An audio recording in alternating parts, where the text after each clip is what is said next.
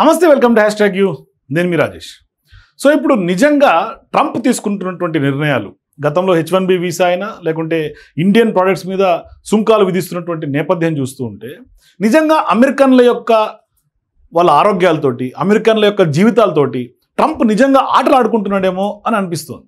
ఎందుకంటే ఒక తెలివైనటువంటి నాయకుడు, తెలివైనటువంటి ఒక నాయకత్వ లక్షణాలు, నాయకత్వ పటిమకు ఉండాల్సినటువంటి ఏవి కూడా రెండోసారి గెలిచిన తర్వాత ట్రంప్కి లేకున్నట్టుగా కనిపిస్తుంది. ఎందుకంటే మొదట్లో ట్రంప్ ఏ విధంగా ఉన్నారు, ఇప్పుడు ఏ విధంగా ఉన్నారు, ఎందుకు ట్రంప్ ఈ విధంగా బిహేవ్ చేస్తున్నాడు అనేది ప్రపంచానికి అర్థం కావట్లేదు. ఆఖరికి ఆయనకైనా వాళ్ళ అమెరికన్లకైనా అర్థం అవుతుందో తెలియదు, కానీ పెద్ద ఎత్తున ఇవాళ అధపాతాళానికి అమెరికాని తొక్కే దిశగా ఆయన తీసుకెళ్ళిపోతూ ఉన్నాడు.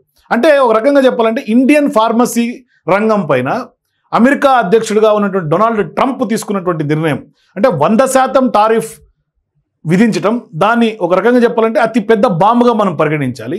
ఇది ఒక రకంగా ప్రపంచవ్యాప్తంగా కూడా చర్చనీయాంశంగా మారినటువంటి ఒక పెద్ద అంశం. మరి ఇది కేవలం ఇండియన్ ఫార్మా రంగానికే కాకుండా అమెరికాలో ఉన్నటువంటి సాధారణ ప్రజల యొక్క ఆరోగ్యానికి కూడా పెద్ద ఎత్తున ప్రమాదకరంగా, పెను ముప్పుగా మారబోతోంది అన్నది పెద్ద ఎత్తున విశ్లేషణలు వెలువడుతూ ఉన్నాయి. అంటే ఈ తారీఫ్ల వల్ల మందుల ధరలు అమాంతం పెరిగి అమెరికన్ రోగులకి ఖచ్చితంగా అధిక ధరలు స్పష్టంగా చెల్లించాల్సినటువంటి అవసరం ఏర్పడుతుంది. అంటే అటువంటి దయనీయమైనటువంటి పరిస్థితి అమెరికాలో ఏర్పడుతుంది. మామూలుగానే అమెరికాలో చాలా వరకు హెల్త్ చాలా కాస్ట్లీ. మరి ఇటువంటి కాస్ట్లీని మరింత కాస్ట్లీయెస్ట్గా తయారు చేసినటువంటి ఘనత ఎవరికన్నా ఉందంటే అది డొనాల్డ్ ట్రంప్కి. ఎందుకంటే ఇక్కడి నుంచి ఫార్మా ఎగుమతులు, అద్భుతమైనటువంటి ఫార్మా ఎగుమతులు అమెరికాకు వెళ్తూ ఉంటాయి. మరి ఇప్పుడు అక్కడ ఇండియన్ ఫార్మా నుంచి వస్తున్న దిగుబడులకి అమెరికాలో 100% తారీఫ్ వేయటం అంటే ఇది నిజంగా ఎంత శాడిజమో అర్థం చేసుకోండి. అంటే ఒక రకంగా పైశాచిక ఆనందం పొందుతూ ఉన్నాడు ట్రంప్.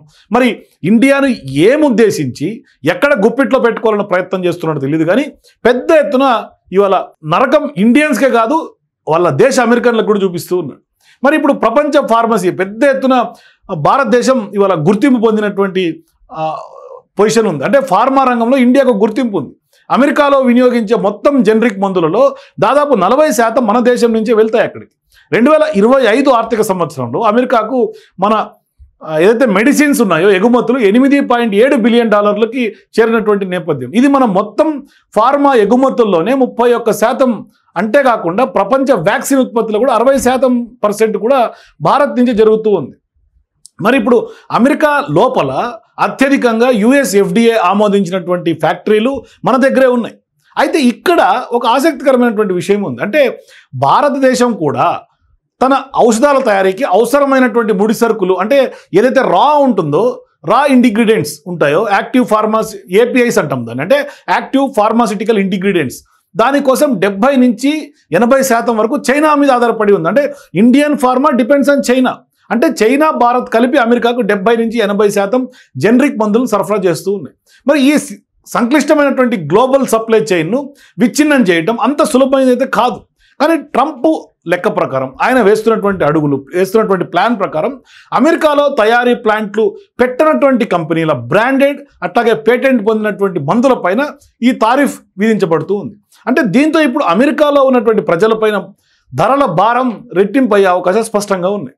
మరి ఇప్పుడు బీమా లేనటువంటి వాళ్ళకు కూడా కొంత కష్టతరంగా మారే అవకాశాలు ఉంటాయి. ఎందుకంటే అమెరికాలో 2.74 కోట్ల మందికి పైగానే ఇన్సూరెన్స్ లేదు, హెల్త్ ఇన్సూరెన్స్ లేదు వాళ్ళందరికీ.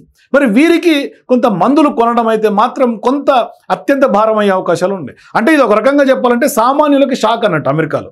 ఎందుకంటే అక్కడ హెల్త్ ఇన్సూరెన్స్ లేకపోవటం, అత్యధికంగా కొంత వాళ్ళు హెల్త్ ఇన్సూరెన్స్ లేనటువంటి వాళ్ళే ఉన్నారు. అప్పుడు ఖచ్చితంగా వాళ్ళ జేబులకి ఎక్కువ డబ్బు ఖర్చు అయ్యే అవకాశం ఉంటుంది, జేబులకు చిల్లుపడే అవకాశం ఉంటుంది.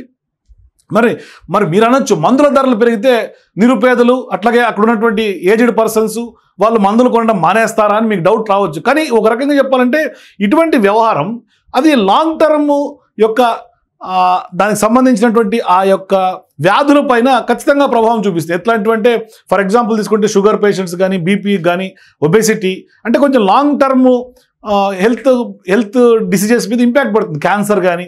అంటే ఇప్పుడు ప్రజా ఆరోగ్యం సంక్షోభం వైపు అమెరికాలో తలెత్తుందన్నట్టుగా స్పష్టంగా ఏల్ విశ్వవిద్యాలయం యొక్క పరిశోధన కూడా చెప్తోంది. అంటే 25% తారీఫ్ వల్ల ప్రతి ఇంటికి సంవత్సరానికి $600 అదనపు ఖర్చు పెరుగుతోంది. అంటే 100% తారీఫ్తో మరి భారం ఎంత అయి ఉండొచ్చో మీరే ఒకసారి అంచనా వేసుకోండి.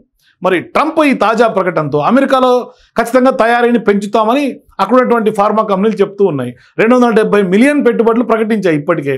మరి కొత్త ఫ్యాక్టరీలు నిర్మించి ఉత్పత్తులు మొదలుపెట్టి అవి మార్కెట్లోకి వచ్చి ఇదంతా జరగాలి, ఈ చైన్ సిస్టమ్ అంతా జరగాలంటే కనీసం 5 నుంచి 10 ఏళ్ళు పడుతుంది. అట్లా అప్పటికే ఇప్పుడు అక్కడ ఎట్లా అయిపోయిందంటే అమ్మ కొనదు అడక తినేది అన్నట్టు ఇప్పుడు వాళ్ళకి అసలు ప్రొడక్షన్ చేసే కెపాసిటీ లేదు, ప్రొడక్షన్ చేసే ప్లాంట్స్ లేవు. ఆ ప్లాంట్స్ నెలకొల్పాలి, ప్రొడక్షన్ తయారీకి రావాలి, అప్పుడు మార్కెట్లోకి రావాలి. ఈ లోపే ఇక్కడ దిగుమతులు ఆపేసుకోవడం దిశగా అడుగులు వేసి 100% తారీఫ్ వేస్తే వాళ్ళు కొనేది ఎప్పుడు, వాళ్ళు బాగుపడేది ఎప్పుడు?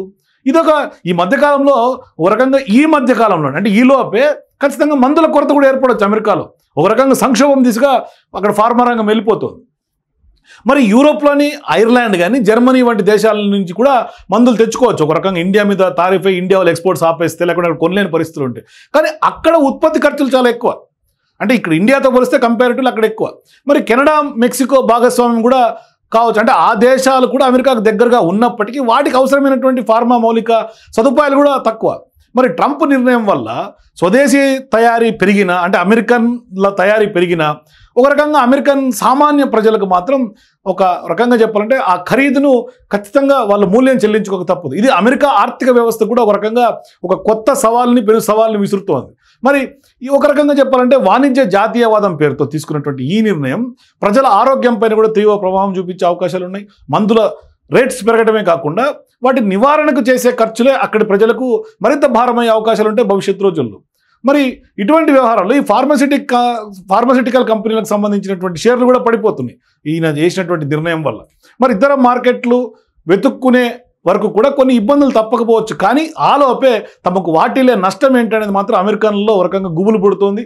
మరి ట్రంప్ పిచ్చి చేష్టల వల్ల, ట్రంప్ తీసుకునేటువంటి అనాలోచిత నిర్ణయాల వల్ల ఖచ్చితంగా అమెరికా మీద చాలా భారీ ఇంపాక్ట్ పడే అవకాశాలు ఉంటాయి. ఖచ్చితంగా భవిష్యత్తులో అమెరికన్లకు ట్రంప్ మీద నమ్మకం కూడా సడలిపోయే అవకాశాలు కూడా లేకపోలేదు.